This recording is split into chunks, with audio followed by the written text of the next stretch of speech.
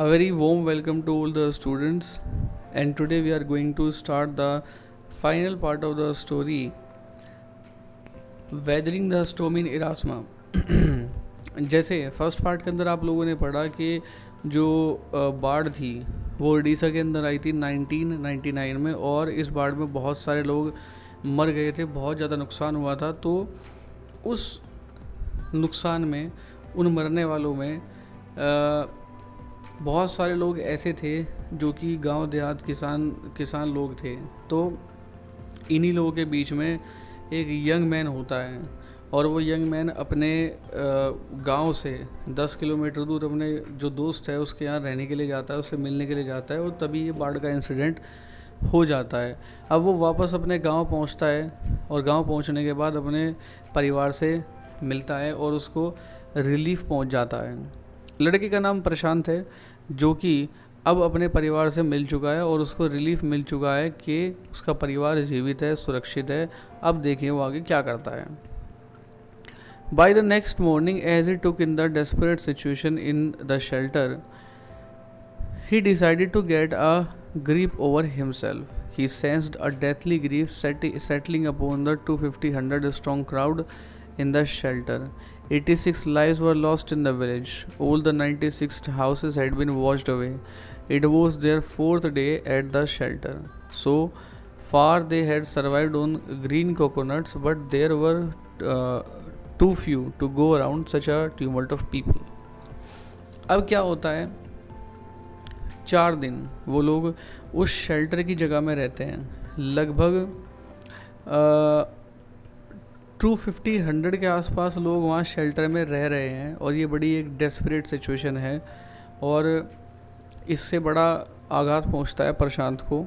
जितने भी 96 हाउसेस थे विलेज के अंदर, वो सब बाढ़ में बह गए थे, और 86 जो लोग थे वो गांव के इस बाढ़ में मर गए थे, पानी में बह गए थे।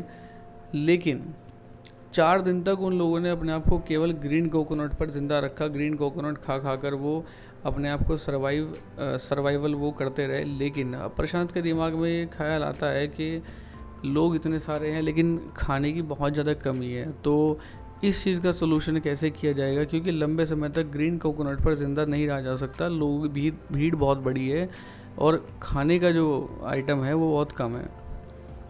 प्रशांत, all of 19 years, decided to step in as leader of his village as if no one else did. He organized a group of youths and leaders to jointly pressurize the merchant once again to part with his rice. अब प्रशांत, जो कि केवल 19 साल का लड़का था, वो decide करता है कि वो अपने गांव की लीडरशिप अपने हाथ में लेगा।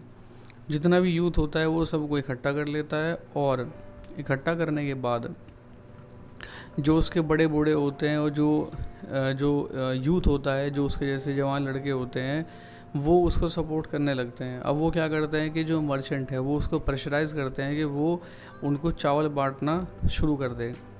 This time the delegation succeeded and return triumphantly. अब ये जो डेलीगेशन है ये सक्सेसफुल होता है और इनको कामयाबी हासिल होती है। wading through the receding waters with the food for the entire shelter. No one cared that the rice was already rotting. Branches from fallen trees were gathered to light a reluctant and slow fire on which to cook the rice. अब क्या होता है कि जो भीड़ थी, वो भीड़ जो है इस बात की परवाह नहीं कर रही थी, या उनको इस बात की परवाह नहीं थी कि जो चावल था वो पहले से थोड़ा सा रोट होना शुरू हो गया है, वो थोड़ा सा सड़ना शुरू हो गया है। लेकिन अब चावल को पकाने के लिए भी उनके पास में ईंधन नहीं था, क्योंकि जो पेड़ वगैरह थे जो अपरूटेड हो चुके थे, उनकी जो ब्रांचेस थी वो भी जलने के हालत में नहीं थी। तो यानी कि समस्याएं थी।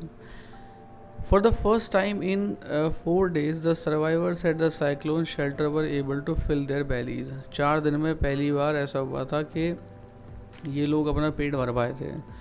His next task was to organize a team of youth volunteers to clean the shelter of filth, urine, vomit, and floating carcasses, and to tend to the wounds and fractures of the many who had been injured. अब क्या हुआ कि ये जो youth का जो volunteers, ये जो यूथ वॉलंटियर्स जो थे, अब इन लोगों ने डिसाइड किया कि जितना भी गांव में गंदगी आ गई है, जितना भी मतलब साफ़ सफाई यानी कि अब हम करेंगे, यहाँ की डेड बॉडीज़ पड़ी हुई है, बहुत सारा कचरा पड़ा हुआ है, मतलब हर जगह एक इसको जगह को लिविंग कंडीशन में हमें बदल देना है।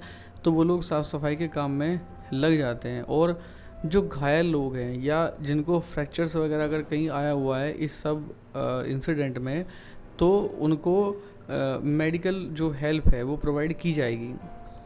On the 5th day a military helicopter flew over the shelter and dropped some food parcels.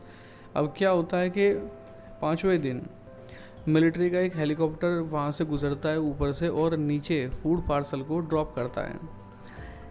It then did not return, और उसके बाद फिर वो वापस नहीं आया। The youth task force gathered empty utensils from the shelter. अब जो यूथ फोर्स थी उसने क्या किया कि जितने भी खाली बर्तन थे शेल्टर में उनको इकट्ठा किया। Then they deputed the children to lie in the sand left by the waters around the shelter with these utensils on their stomachs to communicate to the passing helicopters that they were very hungry. The message got through, and after that the helicopter made regular rounds of the shelter, airdropping food and other basic needs. अब जो छोटे बच्चे हैं उनको क्या किया जाता है कि जो रेत वहाँ पर आ गया था, मतलब पानी के साथ बह कर के जो रेत आया था, वहाँ पर इन बच्चों को लिटा दिया जाता है और इनके पेट पर थाली रख दी जाती है, ताकि ऊपर से कोई भी हेलीकॉप्टर अगर गुजरे तो उसकी नज़र पड़ जाए और उसको समझ में आ जाए कि ये लोग बहुत भूखे हैं। उनका ये आइडिया काम कर गया और वहाँ हेलीकॉप्टर अपनी रेगुलर विज़िट देने लगा, और जब भी वो आता था तो एयर ड्रॉप करके, यानी कि ऊपर से ही वो खाने का या जो बेसिक नीड्स के जो आइटम थे वो ऊपर से ड्रॉप कर देते थे। Prashant found that a large number of children had been orphan. Prashant ने पाया कि बहुत बड़ी मात्रा में बच्चे अनाथ हो गए हैं। He brought them together and put up a polythene sheet shelter for them. अब प्रशांत ने उन सभी को इकट्ठा किया और एक जो पॉलीथीन शीट थी शेल्टर की वो उनके लिए बना दी। Women were mobilise to look after them while the man secured food and materials for the shelter. अब देखिए सभी को कोई ना कोई काम में लगा दिया गया और सभी लोग आपस में सपोर्ट करके इस मुसीबत से बाहर निकल रहे थे, इस चीज़ से ओवरकम हो रहे थे। बच्चों के लिए जो ऑर्फन हो चुके थे उनके लिए एक अलग से शेल्टर बना दिया गया। महिलाएं जो थी उनको इस काम में लगाया गया कि बच्चों की देखभाल करें, और जो पुरुष थे वो खाने की सिक्योरिटी और जो अदर मटेरियल्स थे शेल्टर में उनके लिए उनको तैनात किया गया। As the week passed, Prashant was quick to recognize that the women and children were sinking deeper and deeper in their grief. जैसे हफ्ते बीत गए तो प्रशांत ने ये चीज़ महसूस की कि जो बच्चे और जो औरतें हैं वो दुख में डूबे जा रहे हैं। He persuaded the women to start working in the Food for Work program started by an NGO, and for the children he organized sports events. He himself loved to play cricket, and so he organized cricket matches for children. अब देखिए सभी को normalise करने के लिए प्रशांत क्या करता है कि उन्होंने जो औरतें थी उनको थोड़ा सा मना लिया इस बात के लिए कि खाने का इंतज़ाम करने के लिए जो एक NGO ने प्रोग्राम स्टार्ट किया है आप उसके साथ में जुड़ जाएं। और बच्चे जो थे उनको थोड़ा सा मनोरंजन करने के लिए स्पोर्ट्स इवेंट को ऑर्गेनाइज़ किया गया। बच्चों को क्रिकेट खेलना पसंद था, प्रशांत को खुद क्रिकेट खेलना पसंद था, तो क्रिकेट टूर्नामेंट ऑर्गेनाइज किया गया बच्चों के लिए। प्रशांत engaged with other volunteers in helping the widows and children to pick up to broken pieces of their lives. अब प्रशांत ने दूसरे वॉल्टियर्स के साथ मिलकर के जो विधवा औरतें थी, अनाथ बच्चे थे, उनके साथ टाइम गुजारना शुरू किया, उनसे बातचीत करनी शुरू की, उनको कंफर्ट देना शुरू किया। The initial government plan was to set up institution for orphans and widows. However, this setup was successfully resisted as it was felt that in such institutions children would grow up without love and widows would suffer from stigma and loneliness. अब क्या हुआ कि government ने initiative लिया कि जो विधवा हो चुकी औरतें हैं और जो बच्चे हैं उनके लिए कुछ, जैसे बच्चे हैं तो बच्चों के लिए एजुकेशनल इंस्टीट्यूट्स को सेटअप किया जाएगा। लेकिन इस बात को रेसिस्ट किया गया, इस बात का विरोध किया गया, क्योंकि ऐसी जगहों पे जो बच्चे हैं वो बिना किसी केयर, बिना किसी प्यार के पलेंगे, और जो विधवाएं हैं उनको एक तरह से लोनलीनेस का एहसास होगा। और ये जो स्टिग्मा है, यानी कि जो एक तरह का जो कलंक जो लग गया था, यानी कि ये जो डेवेस्टेशन हुआ था, इस डेवेस्टेशन से जो एक बैड मेमोरी, एक काला धब्बा जो उनकी ज़िंदगी में लग गया था, ये उनको परेशान करता रहेगा।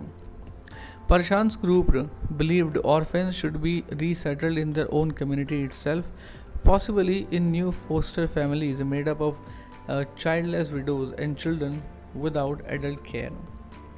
अब प्रशांत का जो ग्रुप था उसका ये यकीन था कि जो ऑर्फेंस हैं उनको रीसेटल्ड किया जाना चाहिए उनकी ही कम्युनिटी में, पॉसिबली न्यू फॉस्टर फैमिलीज होनी चाहिए। जैसे जो विडोज़ थी जिनका अपना कोई बच्चा नहीं था, वो उन ऑर्फन बच्चों की टेक केयर करें, या उनको वो मतलब अपने संरक्षण में ले लें जिनके माँ बाप नहीं थे, जिनको एडल्ट केयर नहीं मिल रही थी।